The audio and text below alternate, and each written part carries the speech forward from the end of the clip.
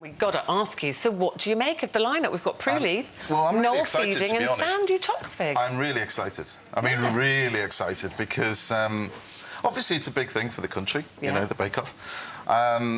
And when I heard the names read out, because I was the same as everybody else, What are you doing? I was You really weren't excited. consulted? No, why? I'm just Because you've part got to of work with people, haven't Oh, you? well, I mean, I did know about Prue, but I didn't know about the others at all. You didn't know about the other two? But it's perfect. I'm really, really Have you all excited. met up yet? No, we're about to. There will be. yeah. But it's got to be kept so quiet. They're going to be on the moon somewhere. Second to left, right on the left. Yeah, before they'd announced this lineup, there were lots of pictures of people going in and out of buildings again. Oh, it must be them. It They've had been for a nothing to meeting. do with anybody. I mean, half these, you know what it's like. Yeah. People go in, they go, oh, must be them. I mean, at the end of the day, most people are in the dark. It's kept very quiet for obvious reasons. Now, Stacey is very excited about Noel Fielding. I love Noel Fielding. I think he's very handsome and really funny, but in a weird way, like one of those people that shares your weird sense of humour that no one else Well, you're with. Yeah, you're so lucky. Give him a squeeze from me. I'm not a stalker. Just a little bit. No, I think the whole dynamics of it, when I sat down and thought through it, because I'm a big fan of Noel as well, and Sandy, actually. Yeah, Sandy. they'll be great together, won't they? And Prue, because Prue, obviously she's got this huge professional background, working in London for years, and I've got nothing but respect for Prue, so I'm really looking forward to it. We've actually met and had a chat, and there was something there that in fact reminds me so much of my mother-in-law. Oh, is that a good thing? Is that a good thing? No, in a fantastic way. And I think we're going to go on like a house on fire. Were you surprised by the reaction to the whole sort of Great British Bake Off? I mean, it was literally phenomenal, wasn't it? The way that the press got behind it. Did it really take you by surprise? It did from series one. It did. But I mean the whole fuss about it moving channels. Yeah. I was sort of scratching my head going, really? There's some really bad stuff going on the planet at the moment. I'm sure everyone can move on from But this. did you find that hard? Because people were kind of going, oh, Paul Hollywood's sold out, he's just moved for the money, you know, Mel and Sue and Mary all loyal to the BBC. Did that bother you? They were loyal in their own little arenas of what they wanted to do. I was in a different stage in my career. And it's my job, and I love doing the Bake Off. Yeah. And when it moved channels, I'm with a production company. I don't work for a channel, I work for a production company. And my job was always there, and for me, I didn't want to lose it. They gave me a shot 7 years ago, and I grasped it with both hands. Why would I want to let it go? Did you and Mary discuss the decision to be We made? did talk during it, and I've said before, you know, Mary said that if I was in your shoes, I would have done exactly the same thing. I'm in a different stage to Mary.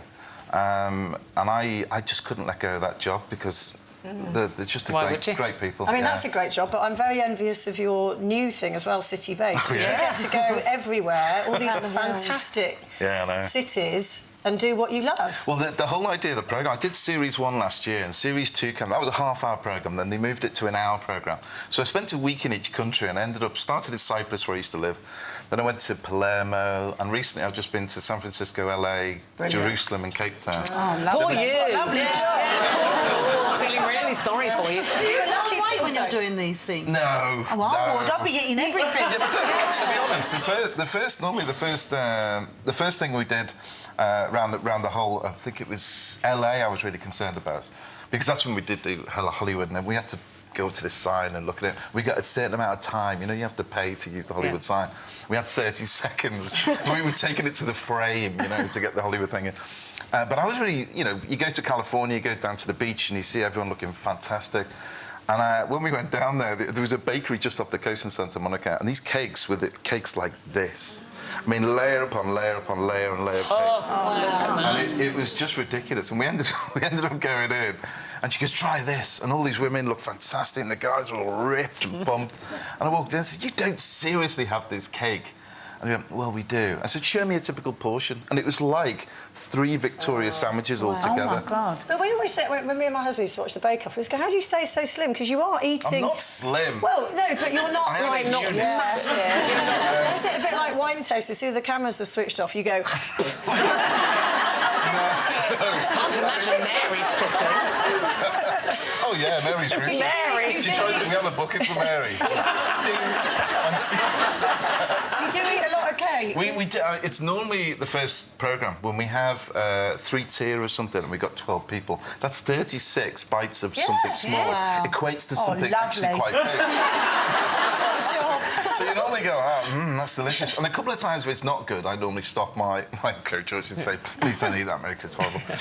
But normally at the beginning it's quite rough and you do feel a bit bloated at the end of it. And all I want to do, and you got that sweet stuff, is just suck on a chip. So I just try and find a bag of crisps and just suck on the crisps to get some salt, you know? Now, I hate to bring the mood down on all this loveliness, but you did offer to take the death clock Well, you know, test. you say that. No. Yeah. Do you know today's International Happiness Day? Is it? We're always happy. Yay. With the Grim Reaper. I think you'll be happy with this. So based on our calculations and all the answers you gave, you will die... I don't know why I'm laughing saying that. It's not funny, is it? Sunday, the 10th of September, 2034, which means you will live to be 68 years, 3 months and 24. It's sorry. Kate, you might live a little... So I would say just eat the cakes, enjoy. All my grandparents were in the 90s when they died. It's a load of old Genetics, rubbish. it's all It's a load of old rubbish.